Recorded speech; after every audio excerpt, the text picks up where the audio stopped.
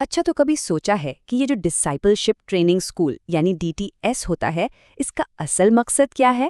آج ہم اس کے بالکل بنیادی ڈھانچے کو سمجھیں گے، دیکھیں گے کہ آخر یہ پروگرام کن مقاصد پر کھڑا ہے۔ تو سوال یہ ہے کہ آخر ایک ڈسائپلشپ ٹریننگ اسکول ہے کس لیے؟ چلیں اس کے بنیادی مقاصد کو ایک ایک کر کے دیکھتے ہیں تاکہ پوری تصویر بالکل صاف ہو جائے۔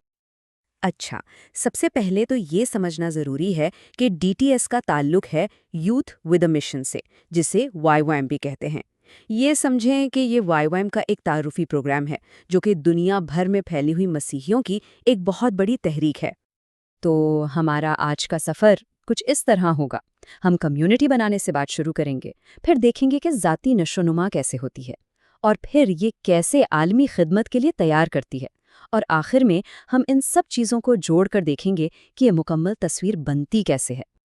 تو دیکھیں، ہر چیز کی شروعات لوگوں کے اکٹھا ہونے سے ہوتی ہے، اور DTS کا سب سے پہلا مقصد بھی یہی ہے، ایک مضبوط کمیونٹی بنانا۔ یہی سمجھیں کہ اس پورے سفر کا نقطہ آغاز ہے۔ تو سب سے پہلا قدم تو ہے لوگوں کو ایک ساتھ لانا، لیکن مقصد صرف اکٹھا ہونا نہیں ہے، بلکہ ایک ایسی کمیونٹی بنانا ہے جو عبادت اور خدمت کے ایک مسلسل چکر میں جڑی ہوں۔ مطلب یہ دونوں چیزیں ایک دوسرے کو طاقت دیتی ہیں۔ اور یہ عمل بڑے دلچسپ طریقے سے کام کرتا ہے۔ یہ ایک 3 قدموں کا سائیکل ہے۔ سب سے پہلے کمیونٹی عبادت کے لیے اکٹھی ہوتی ہے، پھر وہ سب مل کر رہنمائی حاصل کرتے ہیں، اور پھر اسی رہنمائی کی بنیاد پر خدمت کے لیے نکل پڑتے ہیں۔ اور یہ جو خدمت کا لفظ ہے یہ کوئی ایک چیز نہیں ہے۔ یہ انجیل کا پیغام پھیلانے سے لے کر دوسروں کے لیے دعا کرنے تک، ضرورت مندوں کی عملی مدد کرنے سے لے کر بالکل نئی وزارتیں شروع کرنے تک، مطلب کچھ بھی ہو سکتا ہے۔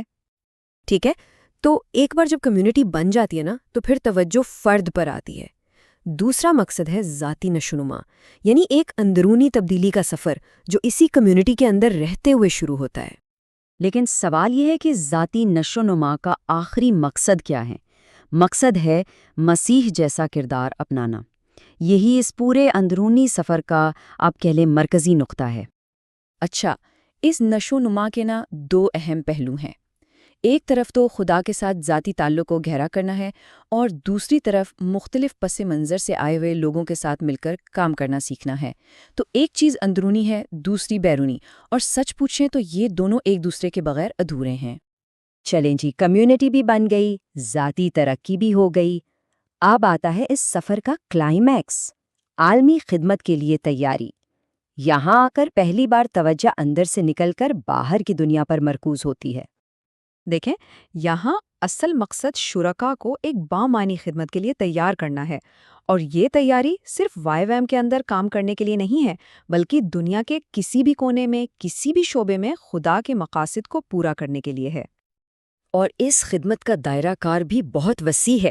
اس میں 3 بڑے شعبے شامل ہیں۔ ایک تو ان لوگوں تک پہنچنا جن تک پیغام نہیں پہنچا، دوسرا غریبوں اور ضرورت مندوں کی عملی دیکھ بھال کرنا، اور تیسرا معاشرے کے ہر حصے پر مثبت طریقے سے اثر انداز ہونا۔ اچھا، تو اب جب فرد خدمت کے لیے تیار ہیں تو ایک آخری لیکن بہت اہم قدم باقی ہے۔ چوتھا مقصد ہے تنظیمی ویژن کی منتقلی۔ یہ وہ چیز ہے جو ہر فرد کے ذاتی تجربے کو ایک بڑی اجتماعی کہانی سے جوڑتی ہے۔ اس مرحلے کا مقصد بس یہ یقینی بنانا ہے کہ ہر شریک YWAM کی جو وسیع تر کہانی اور مشن ہے اس کا حصہ بن جائے۔ یہ ذاتی سفر کو ایک اجتماعی ویژن کے ساتھ جوڑ دیتا ہے۔ تو سوال یہ ہے کہ خاص طور پہ کیا منتقل کیا جاتا ہے؟ دیکھیں، اس میں YWAM کی تاریخ اور کہانی شامل ہے، اس کا مستقبل کا ویژن ہے، اور وہ بنیادی اقدار ہیں جو YWAM اور یونیورسٹی آف دی نیشنز دونوں کی بنیاد ہیں۔